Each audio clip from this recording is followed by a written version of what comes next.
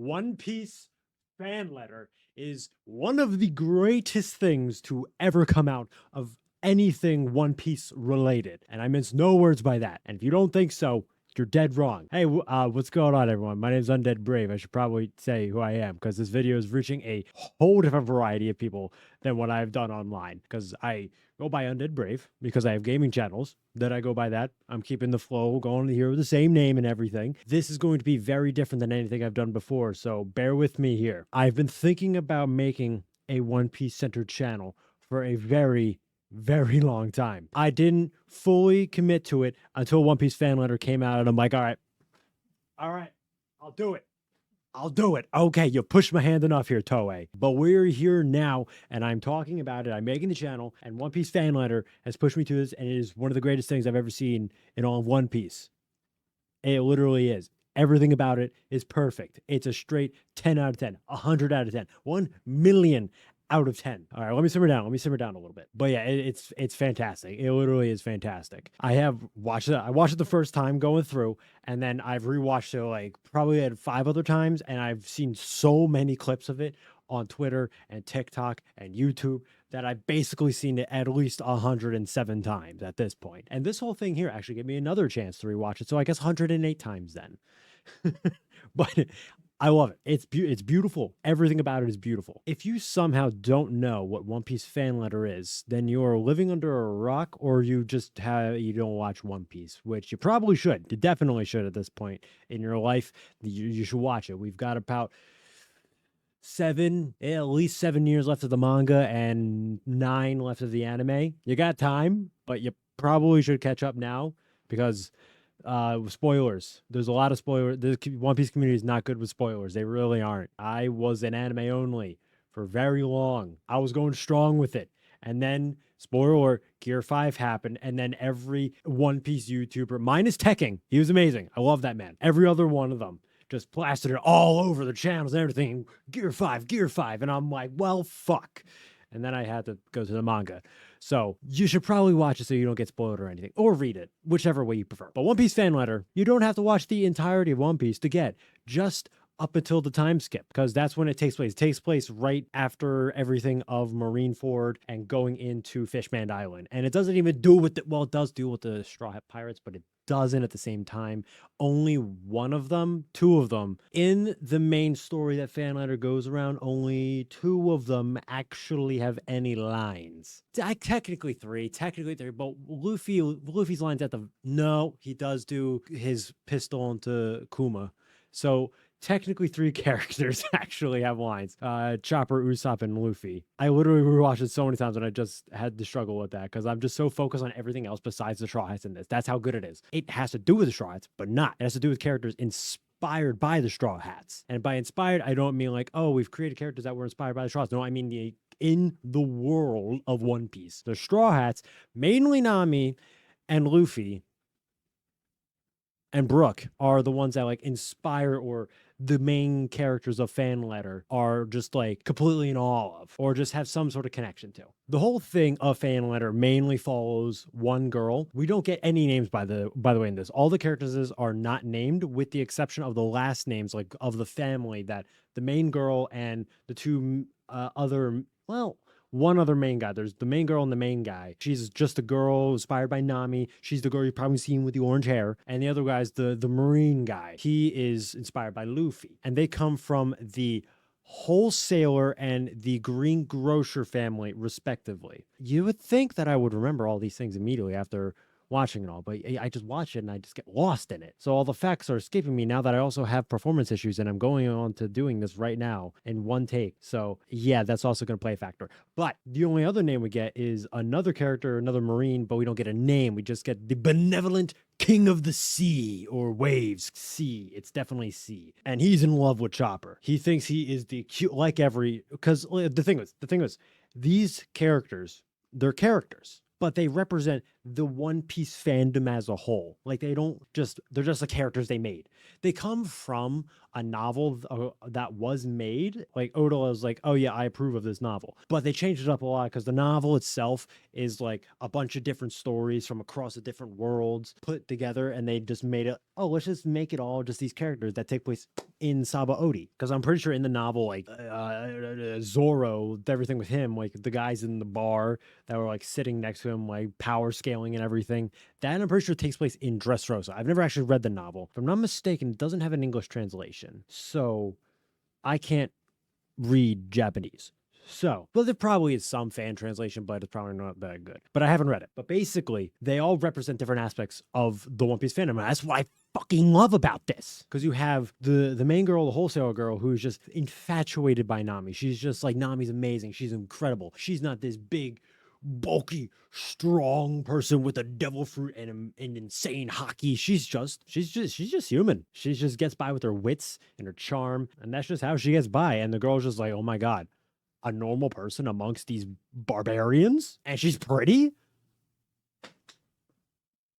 Really? This exists? And yes, it does. Wholesaler girl. She's amazing. And just her character, I can see it as representing the love that we all have for the Straw. It's mainly for her. It's just specific for Nami, just for narrative purposes. I'm pretty sure in the actual novel, if I remember correctly, it's not a girl who's in love with Nami. It's a dude who is actually like in love with Nami. And he's like, same thing, just trying to meet her. I think that's how it went from what I've read about the novels. I'm glad they changed it from that because that would have been just weird. Megumi Ishitani, absolute goat. By the way, she directed it. Dude, she's the best. I need a One Piece movie.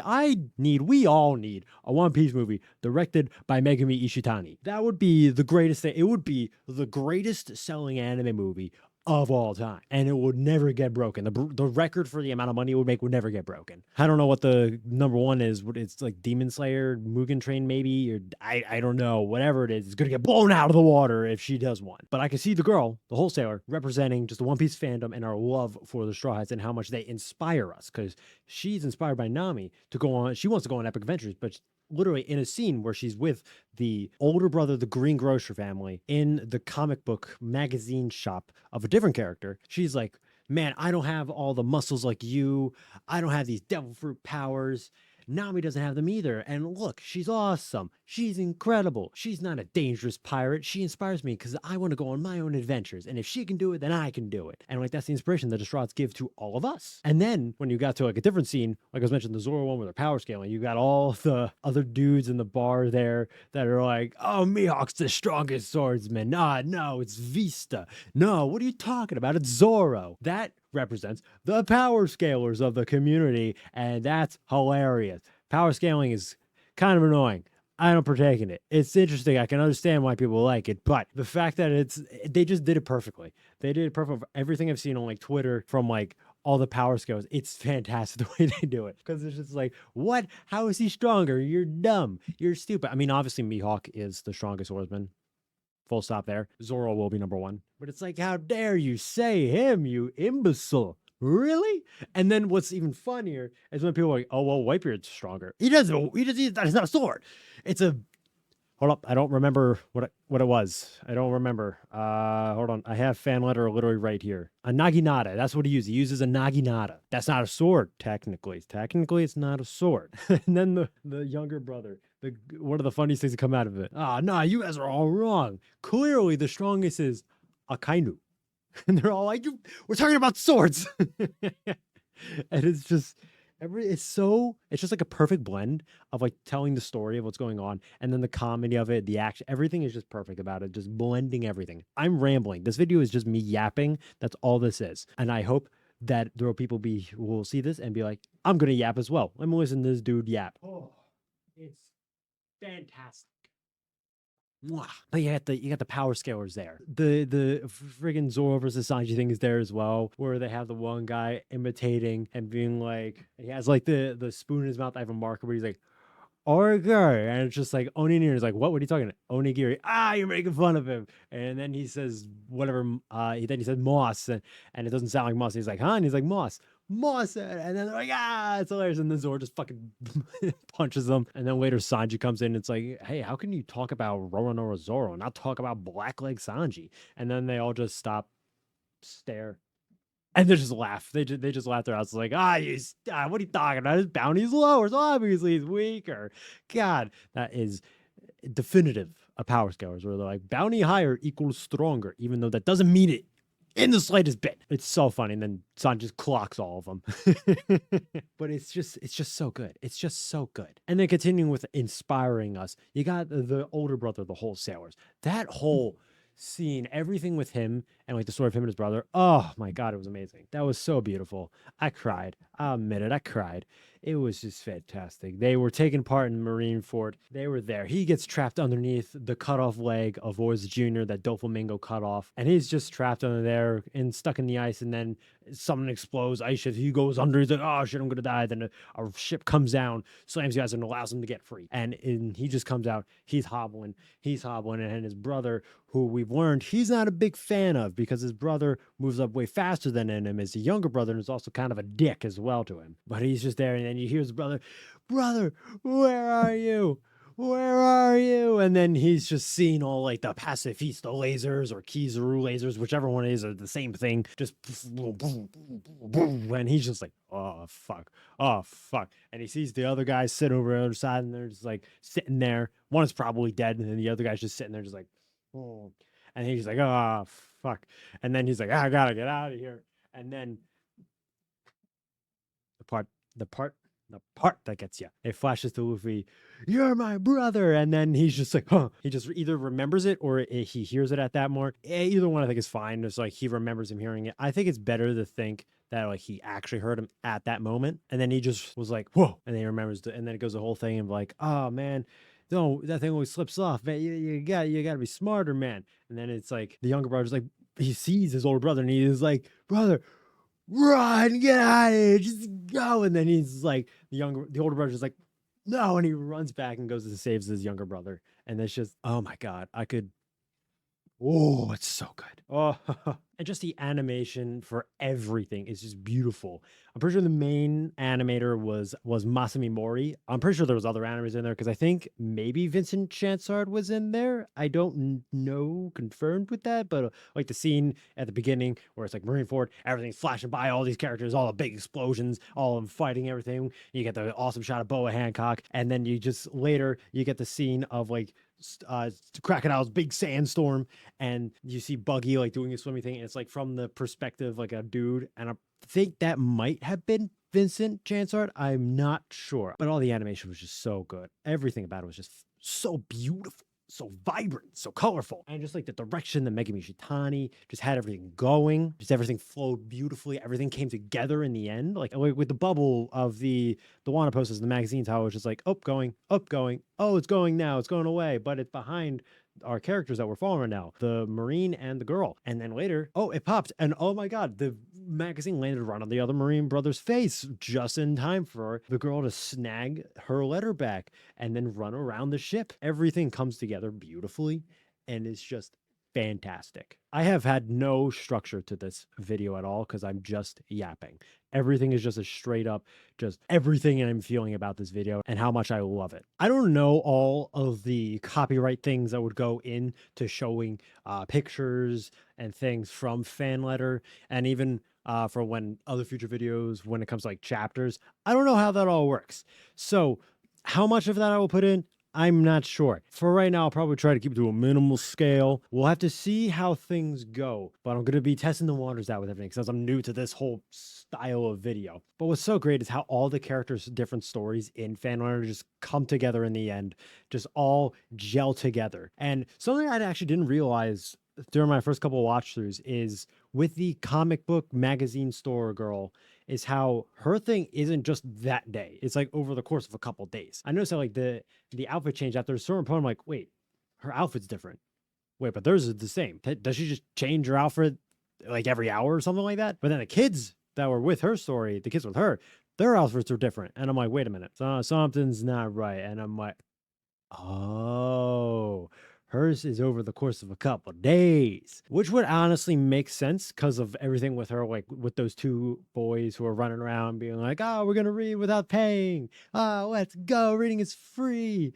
And then it comes to them being like, come with us. We're going to get you to go see Soul King. That's also a really awesome thing. Because they were just like obviously there to mess with her because they liked it. And then the one time where they liked when she was interacting, like feeding back into it. And then the one time that she stopped because she was crying because she couldn't get the ticket to his final concert, they're like, wait, she's crying. And they like know how much she likes Soul King. And then they overhear like where he's going to be. And they're like, we got to go get her. We got to go bring her there. And then they do it. They're like, you're coming with us. We're going to go show you Soul King. And then they go and show her Soul King. The only thing about Fan Order that I wish they did is to have her actually have like a scene or a shot where she sees Soul King, where she sees Brooke. Like, we got it for obviously the main girl. We got it for the older brother of the green grocers. And we got it for Benevolent Benevolent King of the Seas, where he saw Chopper. Like, and that last scene where the girl's running through the ship and then she gets past him and he turns around and boom, hard eyes because he sees Chopper from afar away. And we see the Marine when Luffy punches the Pacifista. I said Kuma earlier. I don't know why I said Kuma when it's a Pacifista. Punches a Pacifista and destroys it. And he's like, oh, he's doing great. Look at it. Look at him over there. Oh, he just destroyed that Pacifista in one blow. Oh, he's doing fantastic. I love to see it. You'll love to see it. And then the girl, the best moment where she sees Nami in the end. And it's just like, oh, my heart. Oh. Feelings. So beautiful. Cried there as well. I just wish that they gave her like a shot like the King of the Waves, where she just sees him and she just give it like a shot. Because the last thing we see of her, where she's struggling to get away from the asshole rich prick, where she's like kicking and she's just like, Urgh. That's the last thing we see of her before credits. And like I wish that we could have gotten this like a scene where she's like, at least that would have been the best. I'm assuming it's implied that she did see him from afar. Like, I'm assuming that that's what happened. That'd be kind of sucky to have like that entire story there, and then she just like she just doesn't see him. Nothing. She doesn't get rewarded for everything. I'm assuming she sees him. Another thing that I absolutely love is just how they have all the actual events that play out in Return to Sabati. They actually have it happen in Fanletter, but from the new characters' perspectives. Like, the one I can remember is like the big bird that like once Luffy gets picked up by Zoro and Sanji, and then they hop on a bird or flying fishman. I forget which one. Excuse my lack of knowledge. I'm currently completely infatuated with talking about fan letters, so we're just going to move past that. Where you see far away as he's on the bird, you just see Sanji doing the nosebleed thing where it shoots him up into the air. I love that so much. And then we get Fishman Isle and Sanji a little bit later, but whatever. It could be funny to a certain extent. Should have been dialed back a little bit, but that's nothing. That's another video maybe or whatever. That's not what we have to do here right now. But all those little things just boom, boom, boom, boom, boom, here. It's so cool. And the way that all the incorporations like Usopp and bringing the big bugs over into Sabati, like the giant mantis, the beetles and things, how they played a factor. And also the thing with Usopp and the wholesaler girl, that was cute. That was cute. Usopp's like, oh, are you all right? Here's your map. Are you okay? All right, well, I saw him going to that place over there, and then it's just like evil pirate, rah. They're not actually pirates because they're Marines that were going there, but it was all just like a place a child would not want to go into or should never go into. And he's just like, oh, I have a special trick for you. I am waiting on someone, so I'll just take water. I don't remember what the actual line was off the top of my head right now, but it was so cute in the way that the girl just completely Namiifies it. Like, she is just like herself. She's like, I am Nami. Like how Yamato's like, I am Odin. She's like, I am Nami. And the way she makes herself like dressed up to kind of look like Nami, the way she completely Namiifies that line is like she's trying to like woo the bartender, who's just this old woman who means just like, get out. It's so I love it so much. It's so great. It's so great. Oh man, there's just everything about it's just so perfect. Just so funny, just so beautiful. Emotion packed, absolute feast for your eyes to have with the animation. And I also love how it like delves more into Sabaody as well. It's canon, I think, but I don't know if it's canon. I don't think Oda's like yes, this happened. Like, I'm pretty sure he okayed like the novel and everything that the original story was from. But this version, I don't know if he's like, yeah, it's canon. I don't see why not. I don't see why it's not canon. Nothing like insanely groundbreaking happened. The only thing is that, oh, the Marines have this weapon that can destroy ships by polluting the water. All right, big whoop. I'm surprised it wasn't a thing already. But it delves more into Sabaody by giving a little bit more of like the world building and everything. Like with the girl going around and where she's going of Sabaody, like her plan to get to where the Straw Hats are. We see her on like a bubble bike thing. Like that's cool.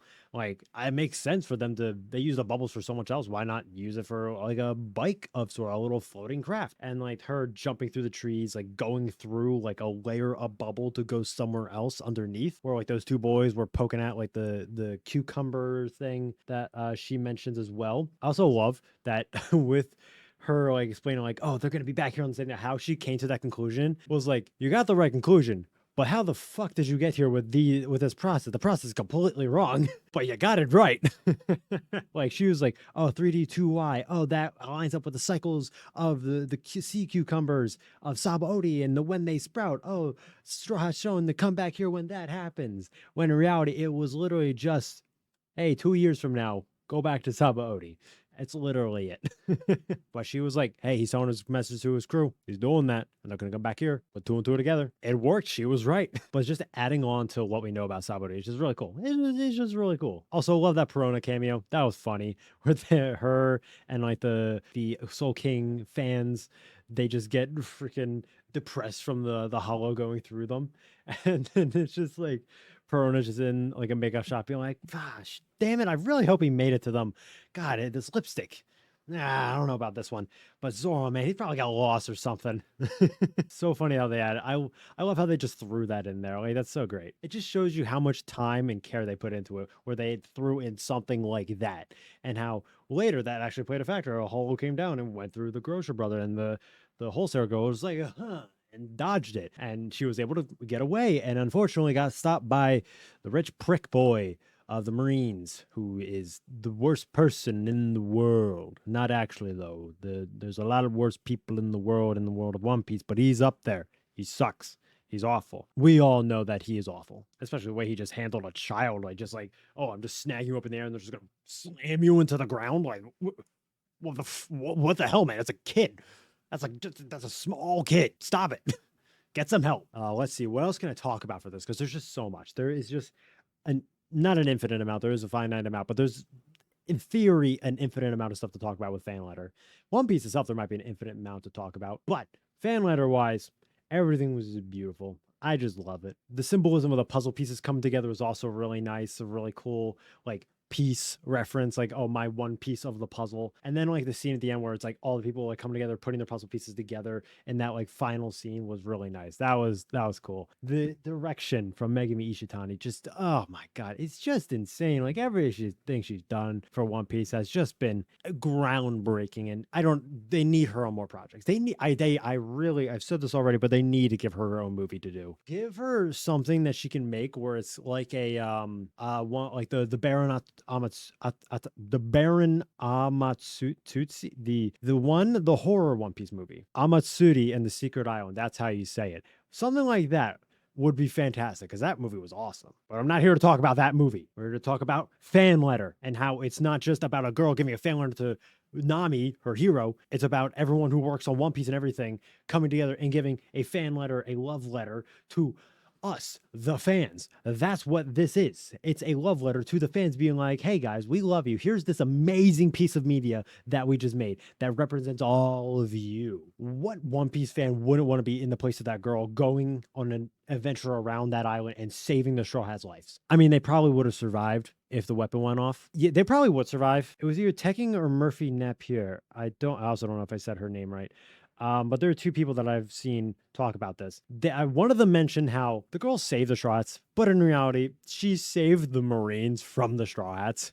Because if they got that weapon off and the Straw Hats got back on land, but the Sunny's just dead, it's just broken, it's gone, they would have gone absolutely insane. There would have been another admiral on that island with how insane that they were going. They'd be like, you destroyed our ship. We're destroying every Marine that we see on this island. And they're going to destroy all the pacifistas. Sentinel is going to get his ass kicked.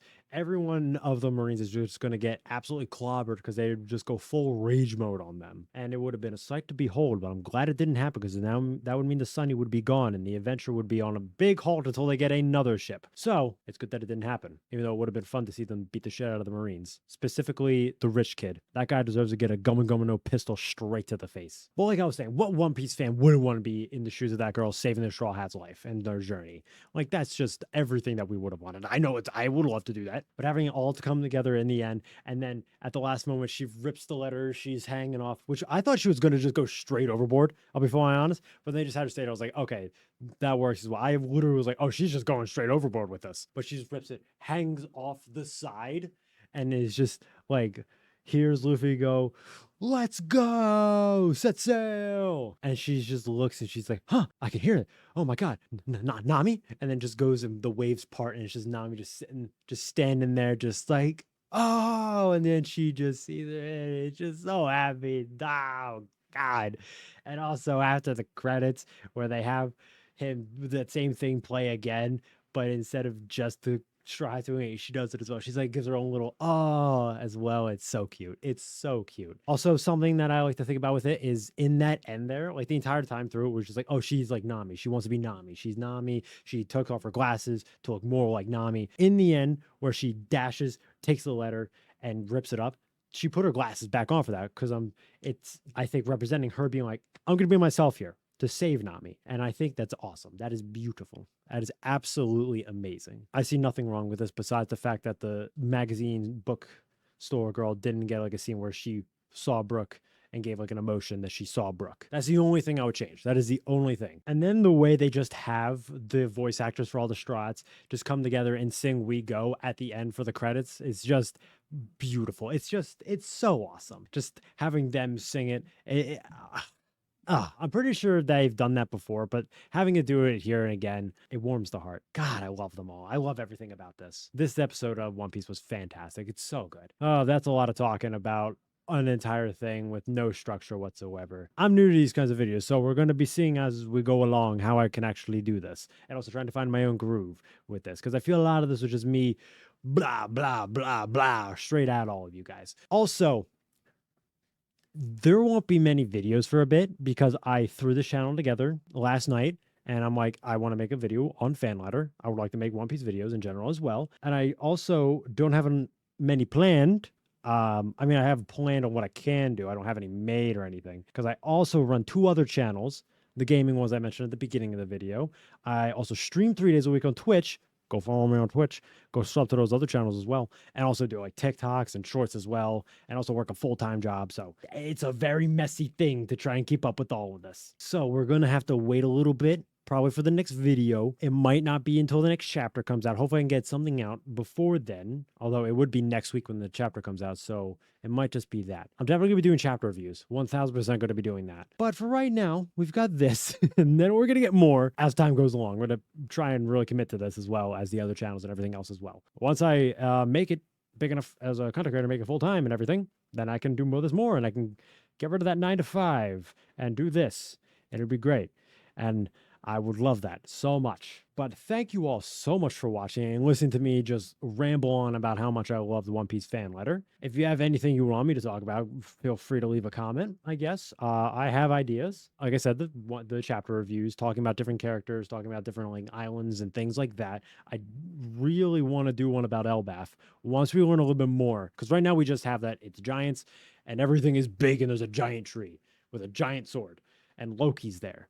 So badass. I want to make a video on that past chapter, but it's already been like 2 weeks. I might just make it anyway, just to talk about how cool Loki is and what my theories are on that. Thank you all for watching. Make sure to leave a like, subscribe, because more videos will be coming out. So stay tuned for those. And yeah. I didn't turn that light on and you can't really see it, but I got a Luffy, Zoro, and Chopper pop figures right down there. I got the One Piece flag. I got a lot of One Piece shit. So this is going to be great. I'm going to love doing this channel. I'm going to just be able to talk about the thing I love the most. All right, everybody. Thank you for being here, watching, and until next time, y'all.